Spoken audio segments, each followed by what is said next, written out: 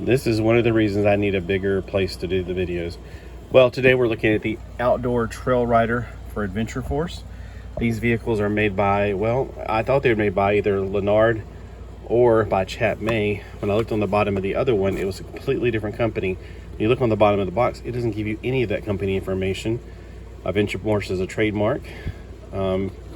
Polaris is a licensed thing. So it gives you the trademarks of the real vehicles, but the actual toy itself, there's no information given for it. It comes with 4 things, according to it. 1 vehicle, that would be this. The stickers are really shoddy, and I might end up getting rid of the stickers somehow. It would take a lot of work, but they're really bad because look, see right there? I'll show you a close-up when I get it out. There's a vehicle on the back, the ATV. It comes with a figure and the helmet. Let's see if it has any features it tries to entice you with. Okay, it has a working winch, and I've already used that joke that, hey, you shouldn't call women winches. But we all know what it's really talking about because it's not spelled the same way.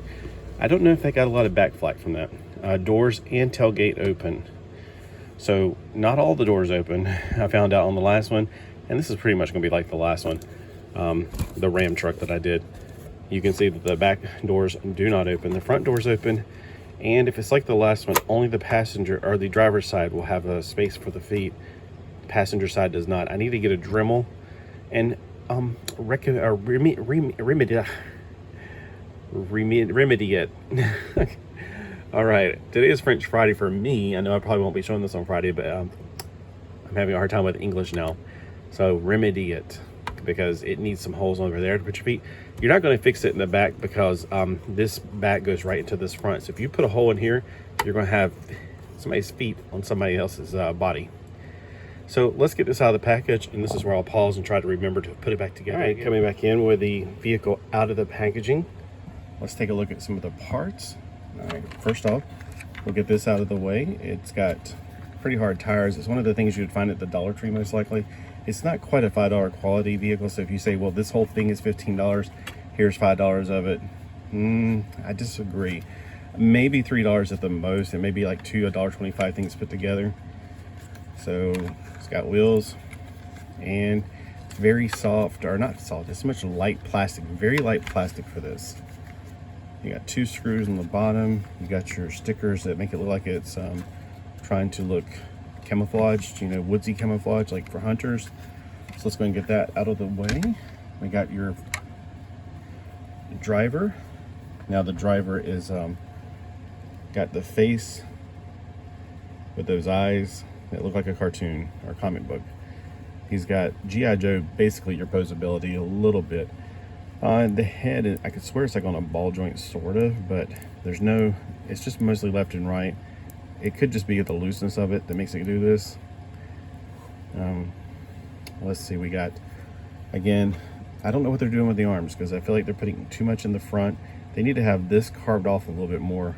If they're going to have extra flap, it needs to be in the back. So it really keeps it from going full 90 degrees. The arm can, of course, go 360 degrees swivel. His head keeps wanting to look back. I don't know what it is. He must be like, I want to see my truck. The arm, well, since the way it's made, it's kind of interesting, but it only goes up so much. The body does have a, ooh, that sounded weird. Okay, so the body can do 360 degrees at the waist. The legs, he can do a split this far, which is more than any man should be able to do. Ouch. He can sit down like this, and he can bend his legs to 90 degrees.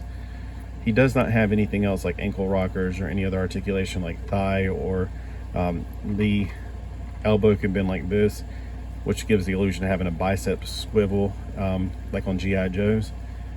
Again, look forward, dude. All right, the only thing playing about the knees is that looks really obviously bad. I would have probably either made it all the same color or just a different joint for the knees. That's not the best joint in the world. It's overall not a bad figure. Let's see him with his helmet on. Whoops. Since I forgot to use the helmet in the last picture. Now the visor is not clear. It's all one big piece. This is painted silver. And of course his shirt is painted. The only paint apps he has other than the hands. And of course that hair and those eyes. Does he sit in the front? Oh, okay, I struggled with this the last time I did this for the Ram truck. Wow, I didn't have any problems at all with that. All right, so the truck itself, let's see if this side has, nope. If you want to have a friend ride with him, it's better be a really short-legged friend, because he is not going to have any place to put his feet. Unfortunately, that's a thing that they need to fix, just because it makes more sense. The stickers are not very well applied, in my personal opinion. It's a lot of air bubbles that got caught in there when they stuck them on there. I'm guessing the kids in the factory are probably too young to know how to put a sticker on. I hate to say it like that, but that's, that is the truth. We got to be honest about these things. He obviously is not going to wear his helmet in there. It is a Chevrolet Silverado. It's got real plastic, translucent for the rear lights. And then let's get around to the front. We got some pretty nice detailing. These are clear plastic and chromed parts. This is a sticker right here for the turn signal. The winch. It's hanging down right now because, well, let's just go ahead and pull it. Well, if I can pull it up. It's just a little red thing. You push it and it's trying to fight me a little bit because of gravity. There we go. And you could probably latch it on, but I only have one hand free right now. The wheels. Okay, so let's look at the bottom. And plus, I didn't mention on the last video, but it is not made by either one of the two big companies that I like. It is made by New Bright Quality Toys. I think New Bright's the name of the company. The wheels are actually kind of soft. You can tell that there are two parts, the hub cap and the wheel, or the, I guess you say the rim and the wheel are actually separate. But before you think it's a solid, it's not. It's a hollow wheel on the other side. You can see that. Okay, so let's see if he can fit on the ATV well. He's also kind of got a belly on him. I just realized that. See that? Yeah, well, like who doesn't? Really, who doesn't? Now he needs to put his helmet on when he's riding on his ATV.